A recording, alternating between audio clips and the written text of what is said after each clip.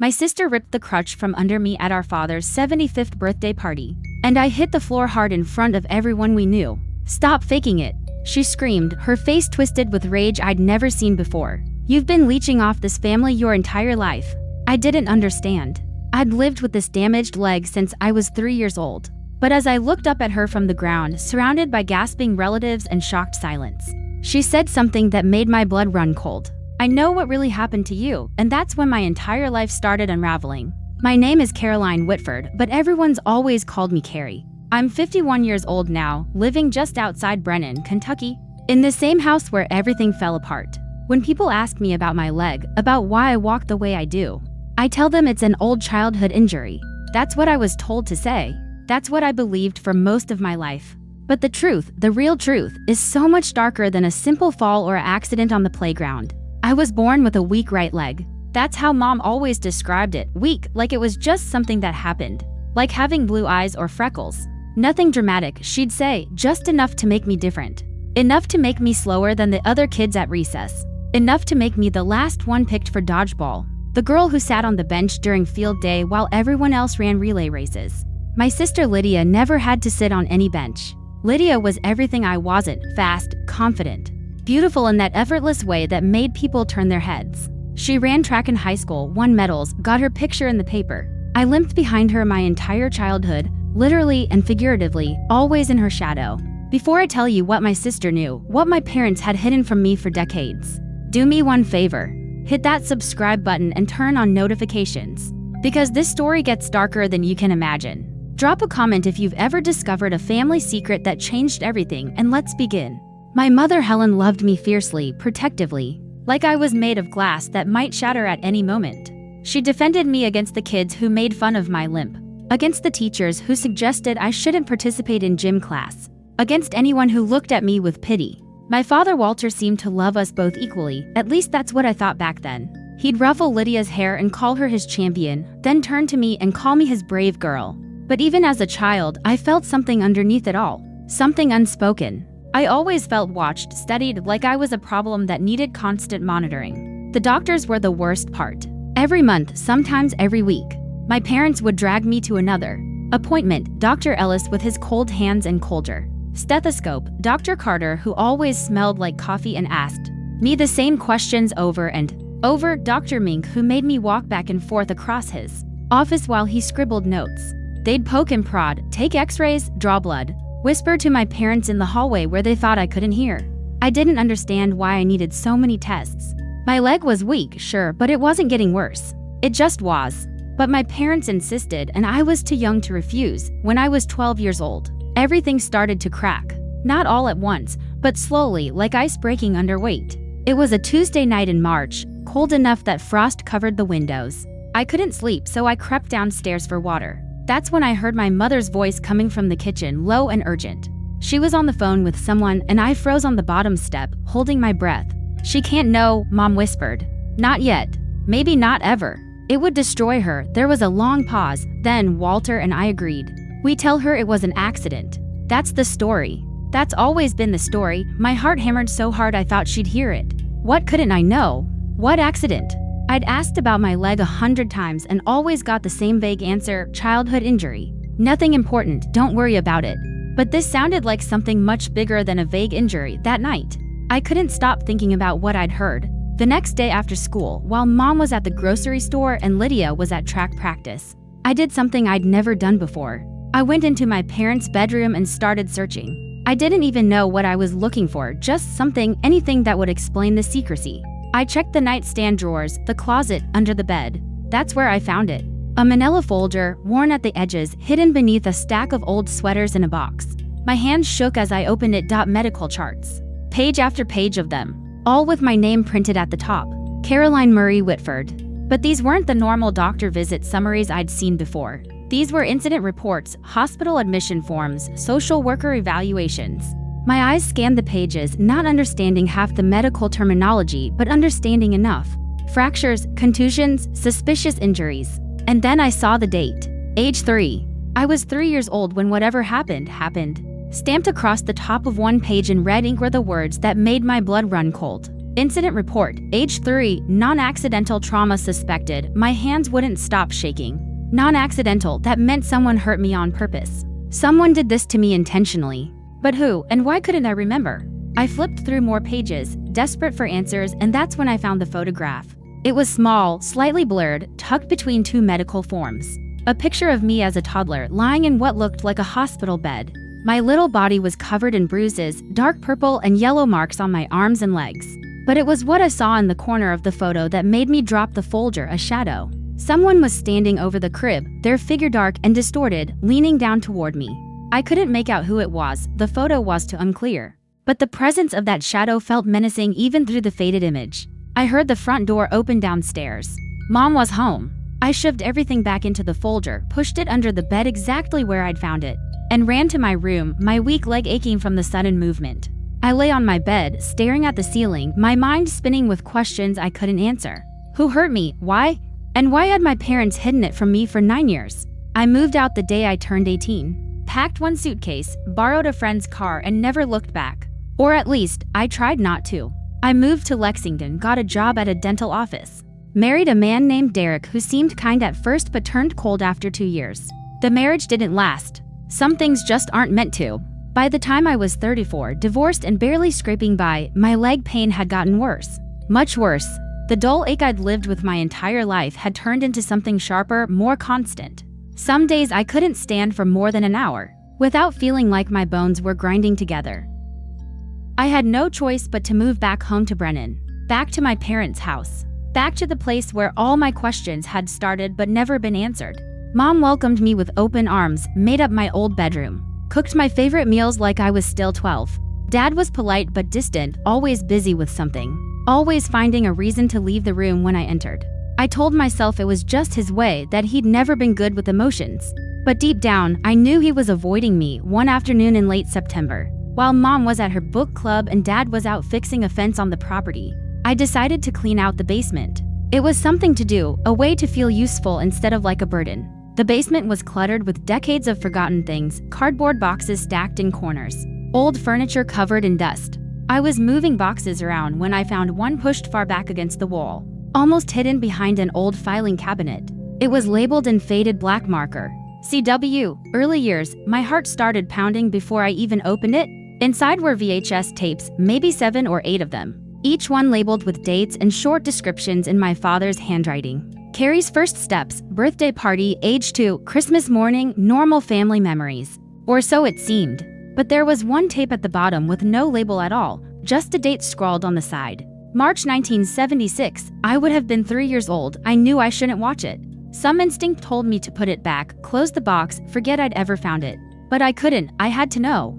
I borrowed my neighbor Sophie's old VHS player, the kind nobody uses anymore. Told her I wanted to watch some family videos for nostalgia. She didn't ask questions, just handed it over with a smile. That night, after my parents went to bed, I set up the player in my room, plugged it in, and slid the unmarked tape inside. The screen flickered to life, showing grainy footage of our old living room. The furniture looked different, younger, the wallpaper a pattern I barely remembered. And there I was, a tiny version of myself, maybe 3 years old, wobbling across the floor in a pink dress. I was laughing, reaching for something off camera, my little legs unsteady but working, normal. Healthy. Then the camera jolted violently. The image shook, blurred. I heard screaming, high-pitched and terrified. My own screaming. There was a crash, loud and sudden, and the camera swung wildly before focusing again.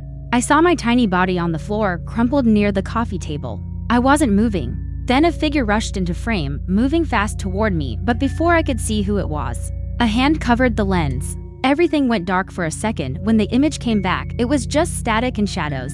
But I could hear breathing. Heavy, panicked breathing. And then a man's voice, barely above a whisper. "Don't tell Helen, promise me you won't tell Helen." The tape cut to static.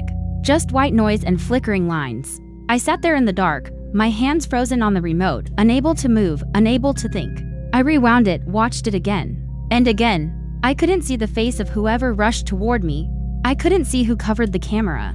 But I recognized that voice. I'd heard it every day of my life. It was my father. Last year, everything came crashing down. Dad turned 75 in October, and Lydia insisted on throwing him a big party at her house. She'd done well for herself, married a lawyer named Brandon. lived in a sprawling suburban home with a pool and a 3-car garage. She wanted everyone to see it, to see how successful she'd become. My cousins Travis, Joanne, Earl, and Michelle were all invited. Old family friends like Ms. Turner, who used to babysit us. Even people I hadn't seen in decades showed up with casseroles and cards. I came with my crutch. My leg had gotten bad enough that I needed it most days now.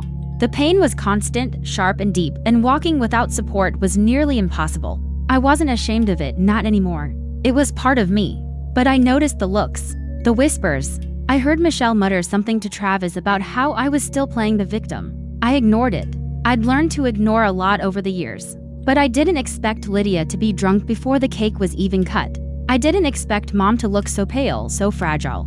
Her hands trembling every time someone asked her a question. And I didn't expect Dad to avoid me like I carried some kind of contagious disease. Every time I got near him, he found an excuse to move to another room, another conversation. It was like I didn't exist. Halfway through the party, I was standing near the kitchen, leaning on my crutch, talking to Ms. Turner about her grandkids. When Lydia appeared out of nowhere, her face was flushed, her eyes glassy and unfocused. She'd been drinking wine like water all afternoon. Before I could say anything, she grabbed my crutch and yanked it out from under me. I fell hard. My bad leg twisted beneath me, pain exploding up my side. I heard gasps, someone screamed, dishes clattered. I looked up from the floor, dazed, and saw Lydia standing over me, holding my crutch like a weapon. Her face was twisted with rage. "Stop faking it," she screamed. Her voice cut through the entire house. Everyone froze. "You've been leeching off this family since you were born. Playing the victim, making everyone feel sorry for you. I'm sick of it." I couldn't breathe. I couldn't speak. People were staring, horrified, but no one moved to help me. Dad stood frozen near the doorway, his face drained of all color. Mom whispered, barely audible, "Lydia, not now. Please, not now." I looked up at my sister, shaking, my voice breaking. "Why would you say that?" Lydia's face crumpled, tears streaming down her cheeks, but her anger didn't fade. She was drunk and furious and something else. Something desperate. She threw my crutch across the room and shouted, "Because I saw the tapes. I know what really happened to you." The room went completely silent. The kind of silence that feels like the air has been sucked out. I felt my stomach drop, my chest tighten. "Tapes?" She knew about the tapes. And then Lydia added, her voice shaking but clear, "Dad wasn't the one who hurt you. He was covering for someone. After the party disaster, no one spoke. Not my cousins, not Ms. Turner, not even Brandon, who just stood there like a statue." Dad walked out the back door without a word. Lydia collapsed into a chair, sobbing into her hands. I stayed on the floor for what felt like an eternity until Mom finally helped me up. Her grip weak and shaking. She drove me home in complete silence, her hands trembling so badly on the steering wheel that I thought we might crash. The streetlights blurred past. My leg throbbed. My mind raced with Lydia's words. "Dad wasn't the one who hurt you. He was covering for someone." When we pulled into the driveway, I didn't get out. I turned to her and said, "I need the truth. Right now. All of it." My voice was sharper than I'd ever used with her before. Mom stared straight ahead through the windshield, her face pale in the dim glow of the porch light. For a long moment, I thought she'd refuse again, like she had my entire life. But then something broke inside her. Her shoulders sagged. Her breathing became ragged. And she started talking. She told me about the tests, the endless doctor visits, the specialists they'd dragged me to for years. They weren't trying to fix my leg. They were documenting it, building a medical history that would support the story they'd created. The story of a childhood accident, a tragic fall, an unfortunate injury. She told me about the lies they'd told relatives, friends, teachers. About the folders they'd hidden, the reports they'd buried. About the nights she'd spent awake, terrified someone would find out the truth. "But your father didn't drop you," she whispered, her voice breaking. "He found you." I stared at her, my heart hammering. "What do you mean he found me?" "We were in our own house." She nodded slowly, tears streaming down her face. "Someone else was in the house that night. Someone who shouldn't have been there." My mind spun. An intruder? A break-in? But that made no sense. Why would they lie about that? Why wouldn't they call the police? "Who?" I demanded. "Who was in the house?" She opened her mouth, then closed it. Shook her head. I can't say it. "I'm sorry, Carrie. I'm so sorry." And before I could push her further, she got out of the car and went inside, leaving me sitting alone in the dark. I barely slept that night. Every time I closed my eyes, I saw that shadow in the photograph, that blurred figure leaning over my hospital crib. I heard the whisper on the tape. "Don't tell Helen." I kept thinking about what Lydia had screamed. Dad was covering for someone. But who? Who could it have been? The next morning, before the sun had even come up, I heard a knock on my door. Soft but urgent. When I opened it, Aunt Marjorie was standing on my porch in her coat and slippers, her face drawn and serious. "We need to talk," she said. "Before your mother stops me." I let her in. We sat at my kitchen table, the early morning light just beginning to filter through the windows. Marjorie looked older than I'd ever seen her, tired and worn. She reached across the table and took my hand. "Your mother will never tell you because she can't. The guilt would kill her. But I can. You deserve to know." My throat tightened.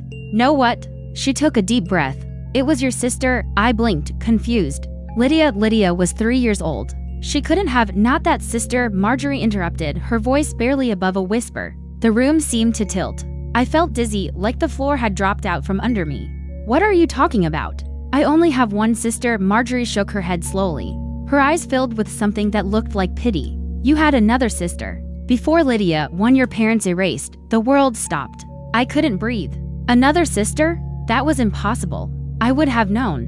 Someone would have told me. There would have been pictures, mentions, something. But Marjorie's face was deadly serious. She wasn't joking. She wasn't confused. She was telling me the truth. Aunt Marjorie came back the next day with a dusty old folder, the kind that looked like it had been hidden away for decades. She set it on my kitchen table and opened it carefully, like it might fall apart. Inside was a birth certificate, yellowed with age. I read the name printed at the top. Anna Marie Whitford. Born February 14, 1973, 2 years before me. I had a sister named Anna, and I'd never known she existed. Your parents never mentioned her, Marjorie said quietly. Not to you. Not to Lydia. After what happened, they decided it was better to pretend she'd never been born. Easier to forget than to explain. I stared at the birth certificate, my hands shaking. What happened to her? Marjorie pulled out another document. A death certificate. Anna Whitford. Died December 1978, age 5. Cause of death listed as domestic accident. But Marjorie was already shaking her head before I could read further. That's a lie, she said. The official story they told was that she fell down the basement stairs. But that's not what really happened. I looked up at her, my stomach churning. Then what did happen? Marjorie's face was grim. Anna was violent. From the time she was very small. She hurt animals, birds, the neighbor's cat. She hurt other children at daycare, bit them, scratched them until they bled. Your parents took her to doctors, therapists, specialists. Nobody could explain it. Nobody could stop it. She was just wrong. Something inside her wasn't right. I felt cold all over. And she hurt me, Marjorie nodded. The night you became crippled wasn't an accident. It was an attack. You were 3 years old, playing in the living room. Anna was 5. Your mother had gone to the store. Your father was outside in the garage. Anna came into the room and she pushed you hard. You fell against the coffee table, then she pushed you again and again. By the time your father heard you screaming and came running, the damage was done. I couldn't speak. I could barely think. A 5-year-old child had done this to me? But Marjorie continued, her voice steady but filled with old pain. Your father rushed in, grabbed you, tried to protect you. Anna ran outside, screaming, wild. He called an ambulance, held you while you bled. That's what was on the tape. Not him hurting you. Him finding you. Saving you. What happened to Anna? I whispered. Marjorie's expression darkened. She died months later. The official story was a fall, like I said. But the whispers in the family were different. Some people said she climbed up on the roof and jumped. Others said she ran into traffic. Your parents wouldn't talk about it. They buried her quietly, no funeral, no announcement. And then they erased her, removed her pictures from the albums, destroyed her birth records they could access, made it like she'd never existed. I felt sick, dizzy. My entire life had been built on a lie to cover up a dead sister I'd never known about. A sister who'd destroyed my leg, who'd made me disabled, who'd made me different my entire life. Why didn't they just tell me the truth? Because your mother couldn't live with the shame, Marjorie said softly. The shame of having a child who was violent, who was disturbed, who hurt her own baby sister. And your father couldn't bear the guilt of not protecting you, of not seeing the signs, of failing both his daughters. So they built a lie around you. A lie about an accident, about bad luck, about something nobody's fault. I sat there, numb, staring at the documents spread across my table. Birth certificate, death certificate, medical reports I couldn't fully understand. Evidence of a sister who'd been erased from history. A ghost in my own family tree. But lies don't disappear, Marjorie said quietly, standing to leave. They wait, they fester, and eventually they come out. Usually when you least expect them. When I got back to my parents' house that afternoon, they were already there. Both of them. sitting on my porch like they'd been waiting for hours. Dad's face was red and blotchy, his eyes swollen. Mom looked like she'd aged 10 years overnight, her skin pale and drawn. Her hands clasped so tightly in her lap that her knuckles were white. They both looked up when I pulled into the driveway, and I saw something in their expressions I'd never seen before. Not just guilt, not just shame, complete and utter devastation. I got out of the car slowly, leaning heavily on my crutch, my leg aching from the tension I'd been carrying all day. Neither of them spoke as I approached. The silence stretched between us, thick and suffocating. Finally, Dad stood up, his movements slow and uncertain, and reached for my hand. His palm was clammy, trembling. "I didn't mean to hide it forever," he said, his voice breaking. "I just wanted you to have a normal life. A life that wasn't defined by what happened, by what she did." I pulled my hand away. "Why didn't you tell me I had another sister? How could you just erase her like she never existed? How could you let me spend my entire life thinking I was broken because of some random accident, when the truth was so much worse?" Mom started crying, quiet sobs that shook her whole body. "We thought burying Anna's memory would bury the danger," she whispered.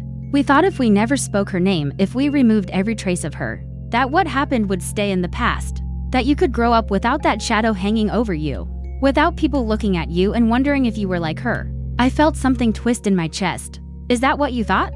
That I might be like her?" "No," Dad said quickly. "Too quickly. We never thought that. We knew you were different, sweet, gentle, nothing like Anna." But I could see the lie in his eyes. The doubt. They had wondered. Maybe not consciously, maybe not every day, but somewhere deep down. They'd looked at me and questioned whether whatever had been wrong with Anna might be lurking inside me too. That's why they'd watched me so closely. Why they'd taken me to all those doctors. They weren't just documenting my injury. They were monitoring me, looking for signs. "Lydia found the tapes," Mom continued, wiping her eyes with shaking hands. "About 6 months ago.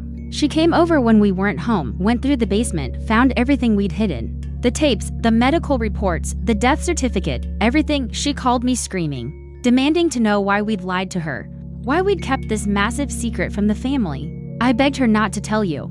I told her it would destroy you. But she was so angry. She kept saying you'd been playing the victim your whole life, that you'd used your disability to get attention and sympathy. And now she knew the real reason you were disabled. She thought you were faking how bad your leg was. She thought you were exaggerating the pain because you wanted to be taken care of.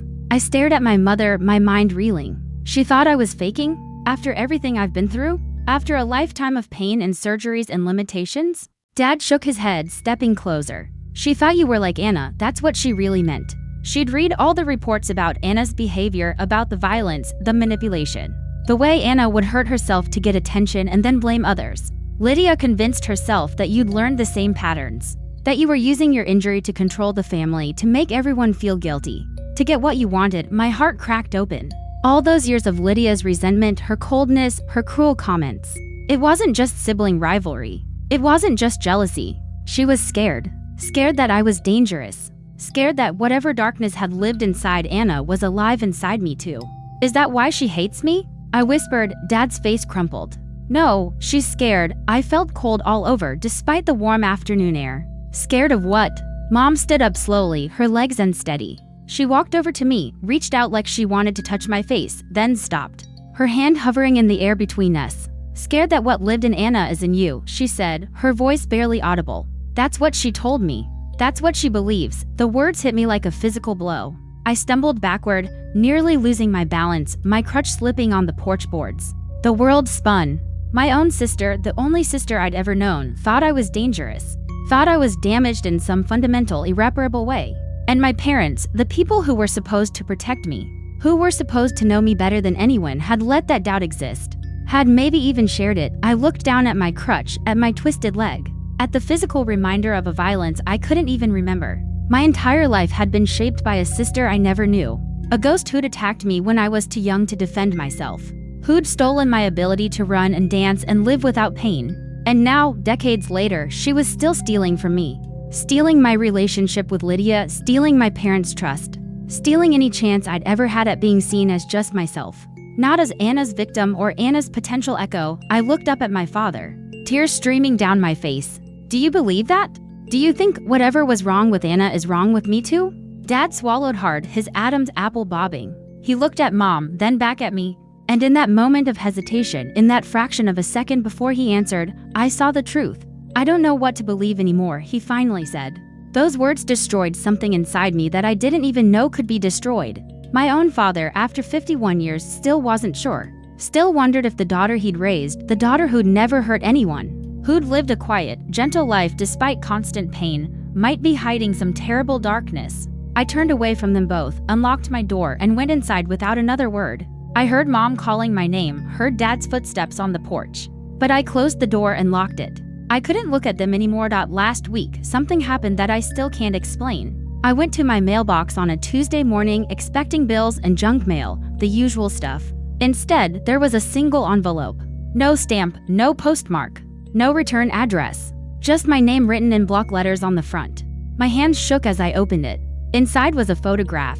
Old, faded, the colors washed out like it had been sitting in a drawer for decades. It showed a little girl, maybe 3 years old, standing in a yard I didn't recognize. She was wearing a yellow dress, her dark hair in pigtails, staring directly at the camera with an expression that made my skin crawl. There was something wrong with her eyes. Something cold and empty, but what made me drop the photo was when I looked closer. The little girl had my eyes. The exact same shape, the same slight tilt at the corners. It could have been me. But it wasn't. I knew it wasn't. I flipped the photograph over with trembling fingers. On the back, written in shaky handwriting that looked like it had been done by someone very old or very unstable, were 6 words that made my blood run cold. Sisters never die. We just wait. I'm still in my house. The doors are locked. The photo is sitting on my kitchen table where I can't stop staring at it. I don't know who sent it. I don't know what it means. But I know one thing with absolute certainty. Anna's story isn't over. And neither, I'm terrified to realize, is mine.